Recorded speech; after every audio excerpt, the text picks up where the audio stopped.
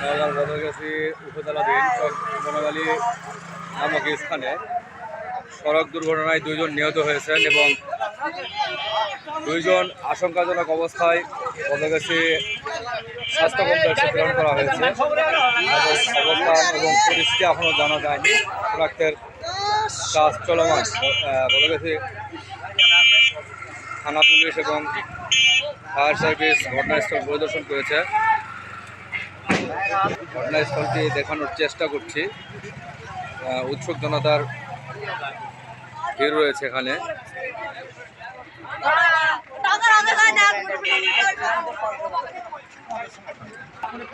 এখানে আমরা 2 জন নিহতের লাশ এতক্ষণ দেখাচ্ছিলাম। এই যে ঘাতক ট্রাকটি নিচে পড়ে রয়েছে এবং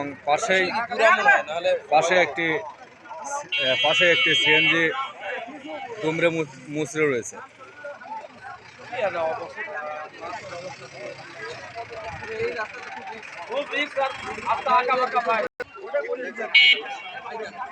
এখন পর্যন্ত পাওয়া তথ্য মতে আমরা 2 জন নিহতকে দেখতে পেয়েছি এবং আশঙ্কাজনক অবস্থায় বদলগাছি স্বাস্থ্য কমপ্লেক্সে 3 জন চিকিৎসাধীন অবস্থায় রয়েছে।